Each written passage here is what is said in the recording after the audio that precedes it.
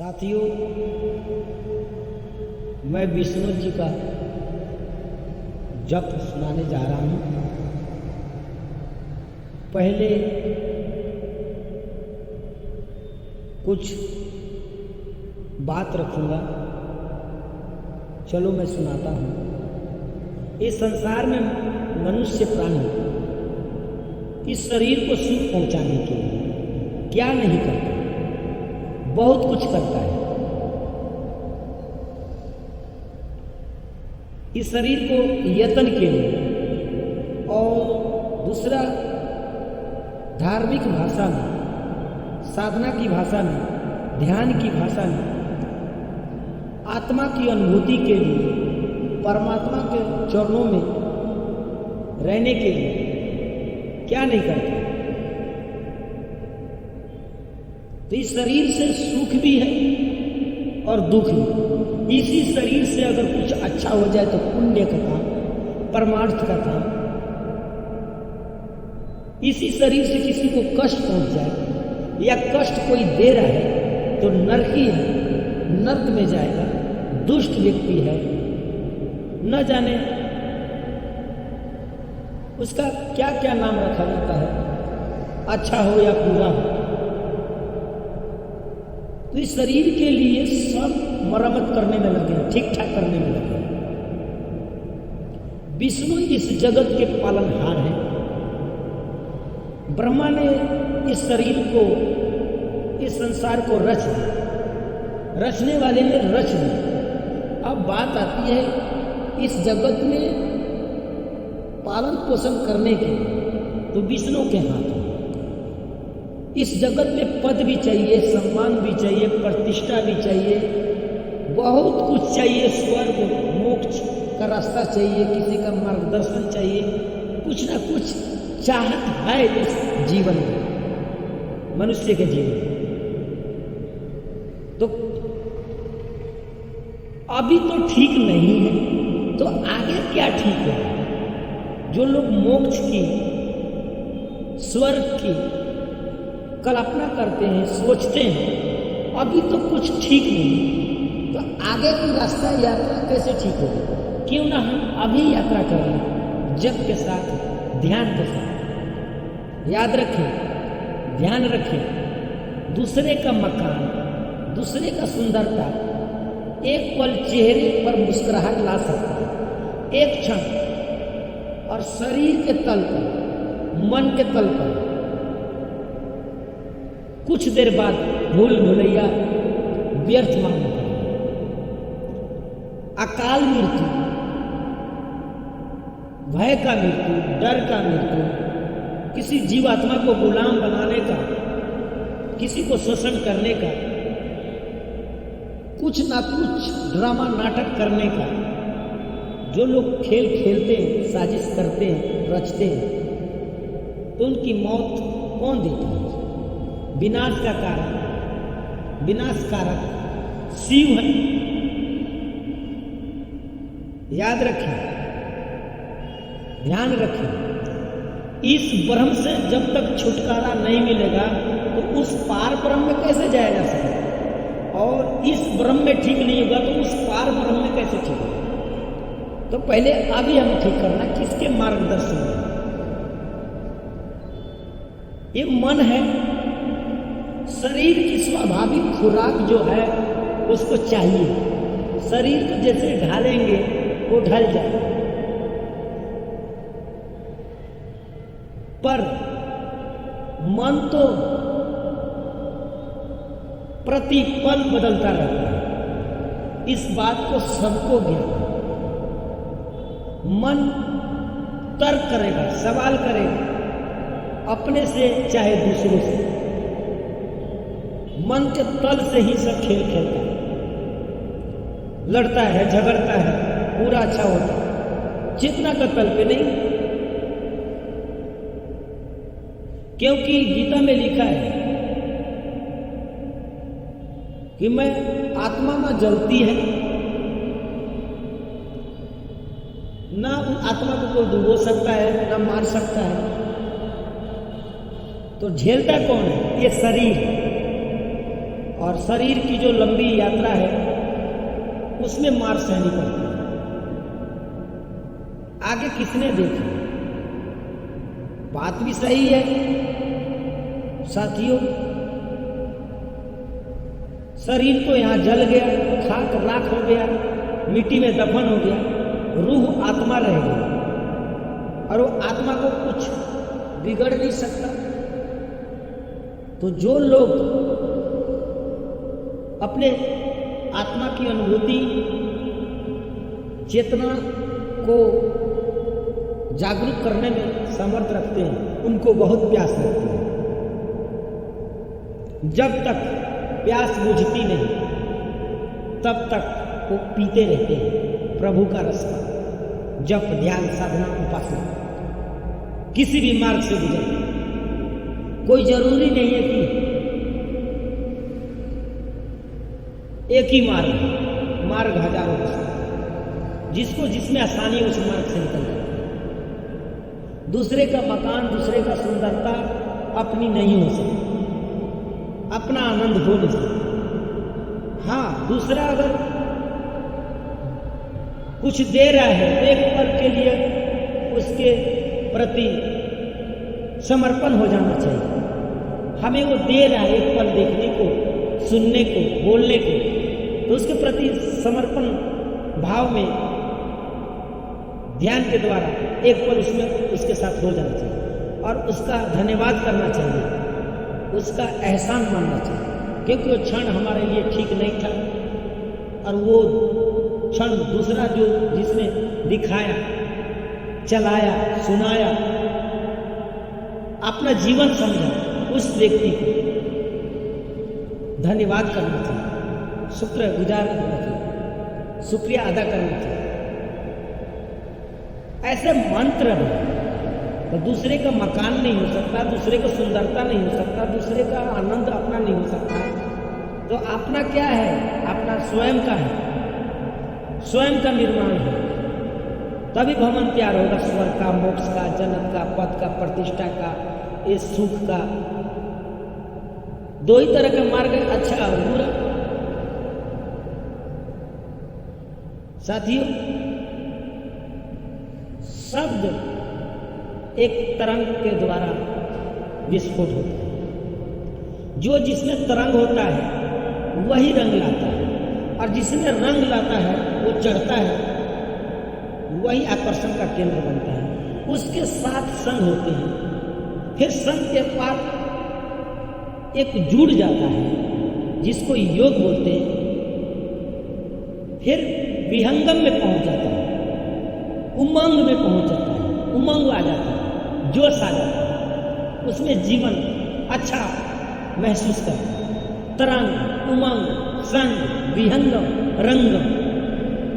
तरंग, उमंग, संग, रंगम, विहंगम, ये 5 प्रकार के रूपों में जीवन उसमें लिप्त हो जाता है। आनंद की अनुभूति, उसकी चेतना का जो आवाज होती है वो 5 प्रकार के नदियों में, तीर्थों में सम्मिलित हो जाता है, उसके साथ हो।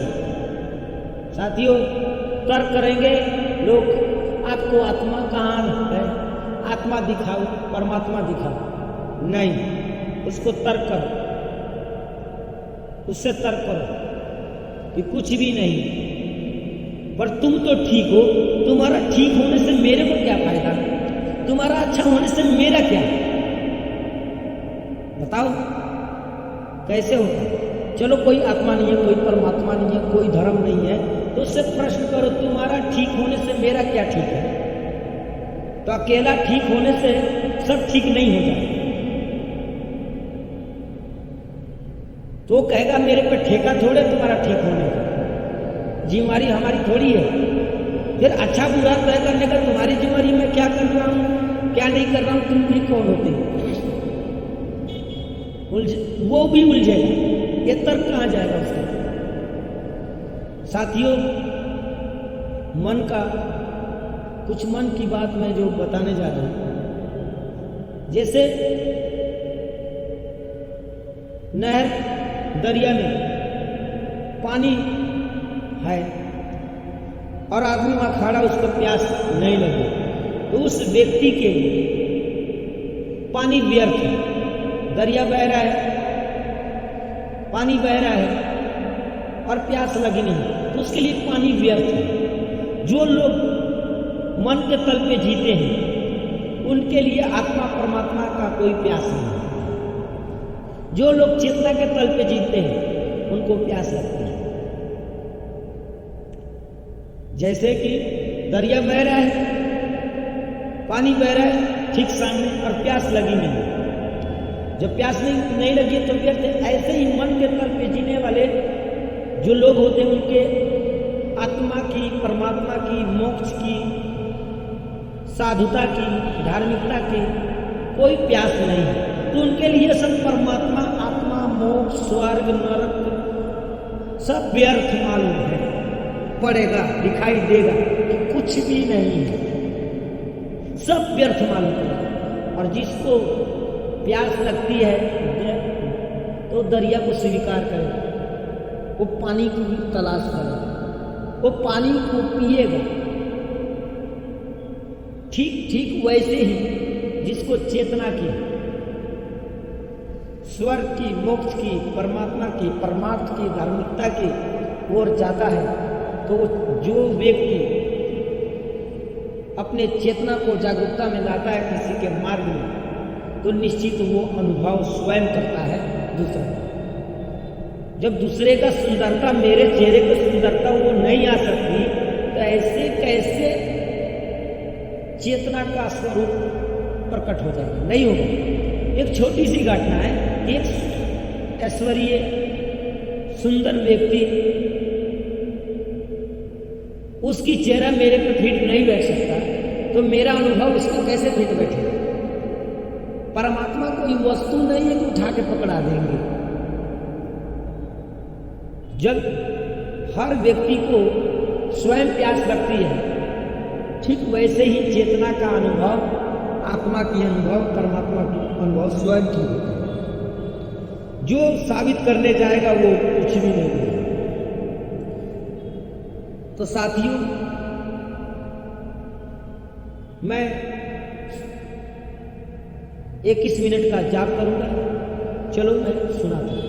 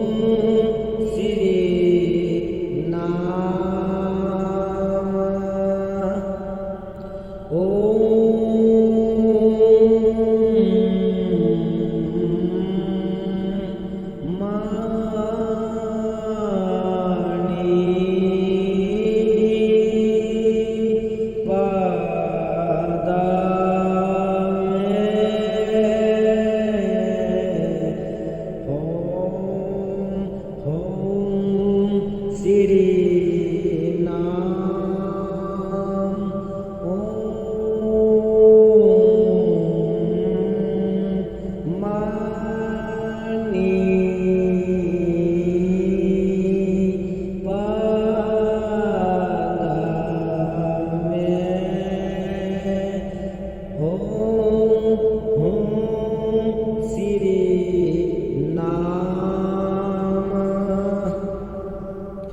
ओम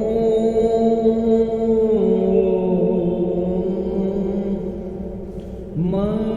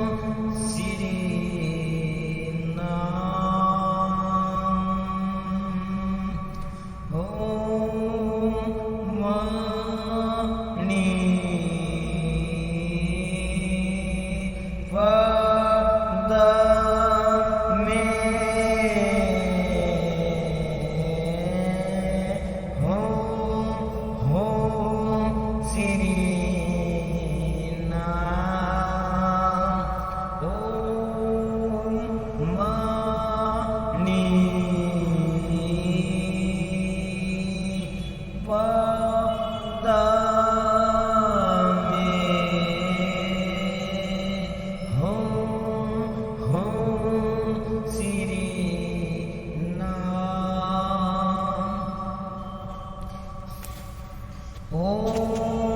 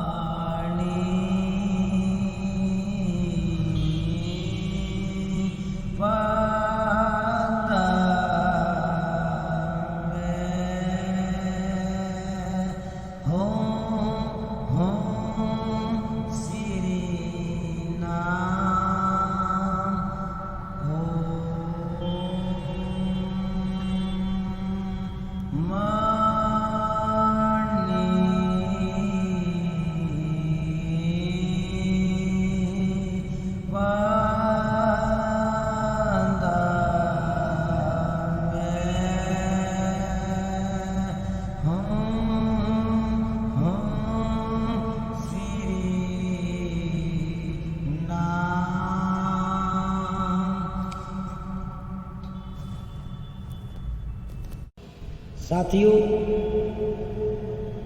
मैं विष्णु जी का जप सुनाने जा रहा हूँ। पहले कुछ बात रखूँगा, चलो मैं सुनाता हूँ। इस संसार में मनुष्य प्राणी इस शरीर को सुख पहुँचाने के लिए क्या नहीं करता, बहुत कुछ करता है।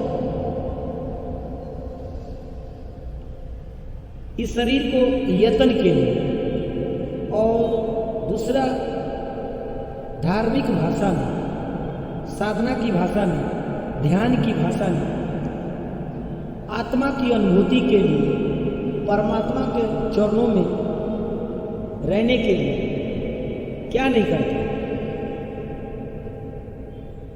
तो इस शरीर से सुख भी है और दुख भी।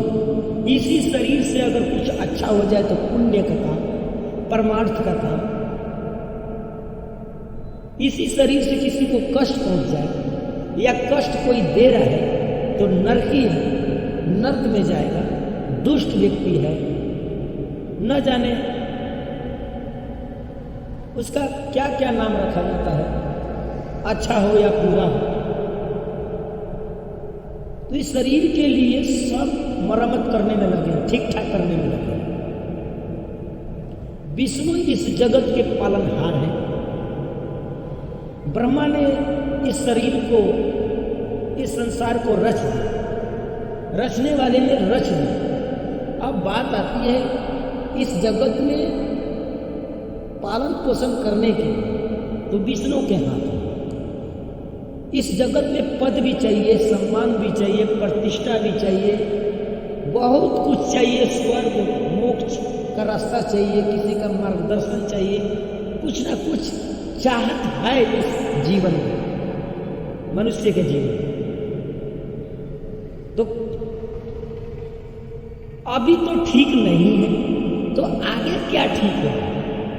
जो लोग मोक्ष की, स्वर्ग की कल्पना करते हैं, सोचते हैं, अभी तो कुछ ठीक नहीं, तो आगे की रास्ता यात्रा कैसे ठीक होगी?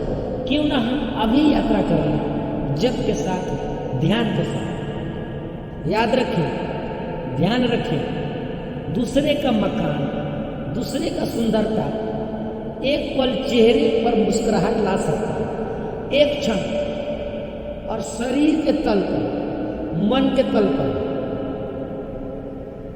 कुछ देर बाद भूल भुलैया व्यर्थ मानना पड़ेगा। अकाल मृत्यु,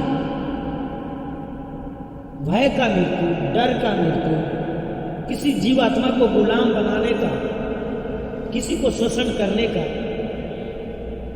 कुछ ना कुछ ड्रामा नाटक करने का, जो लोग खेल खेलते हैं, साजिश करते हैं, रचते हैं, तो उनकी मौत कौन देता है?